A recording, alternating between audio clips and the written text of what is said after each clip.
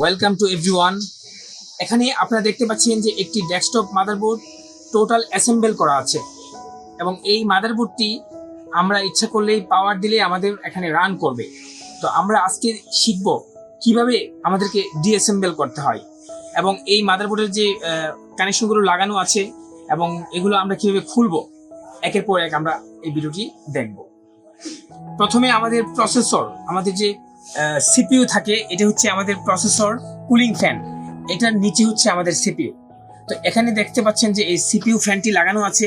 আমরা এই লকগুলো আস্তে করে খুলবো এবং প্রতিটা লক আমরা খুলবো এবং প্রতিটা লক আমরা খুলবো এবং লকগুলো আমরা খুলবো। খোলার পরে আমরা খুব আস্তে করে আমরা উঠাবো উপরের দিকে এবং উঠাবো এবং চতুর্দিকে উঠে আমরা এটাকে হাতে নিব।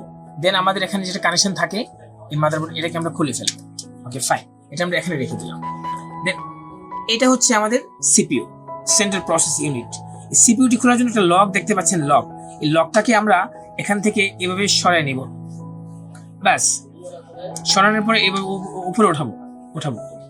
হচ্ছে খুবই কেয়ারফুলি আমাদের সিপিইউটাকে এক চান্সে হাতে নিতে হবে, এক চান্সে। বিকজ হচ্ছে আপনার পিন থাকে নিচে, এগুলো যদি ছুটে যায়, হাত থেকে পড়ে যায়, তাহলে সমস্যা হবে। এক চান্স, ওয়ান চান্সে হাতে নিয়ে আপনি এখানে রেখে দিলেন। Okay fine.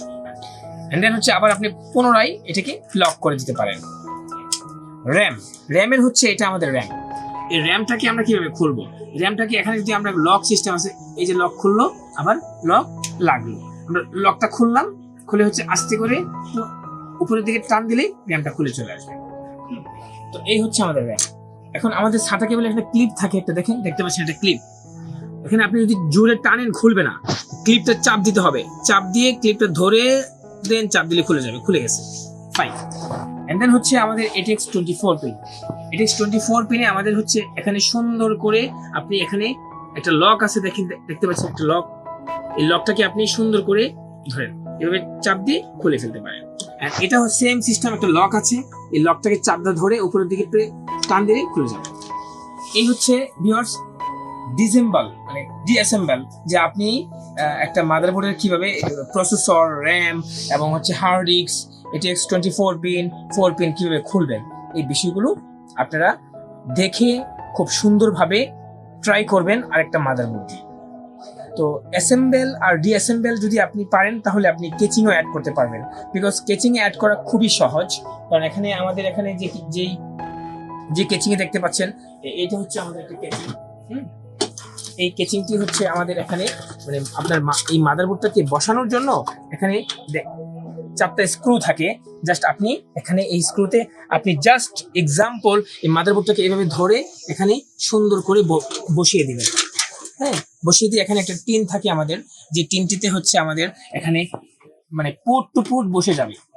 এইভাবে পুট টু পুট আপনার এখানে সুন্দরভাবে সেট করে নিতে পারবেন, আপনার মতো করে সেট করে নিতে পারবেন। এখানে সিস্টেমটা আমি জাস্ট দেখিয়ে দিয়েছি যে আপনি কিভাবে এখানে বসাবেন। এবং এখানে স্ক্রু থাকে, এখানে স্ক্রু আছে, এখানে স্ক্রু আছে। চারদিকে 4টা স্ক্রু লাগিয়ে নেবেন। এটা খুবই সিম্পল, ভেরি সিম্পল। এটা আপনি ইচ্ছা করলেই পারবেন। জাস্ট সিস্টেমটা আমি দেখিয়েছি। তো স্টুডেন্টস, এগুলি আপনারা ট্রাই করবেন এবং খুলবেন, লাগাবেন। যত বেশি খুলবেন, লাগাবেন, তত আপনাদের এক্সপিরিয়েন্স এবং তত বেশি চর্চা হবে। ধন্যবাদ সবাইকে। আবার দেখা হবে কোনো একটা ভিডিওতে।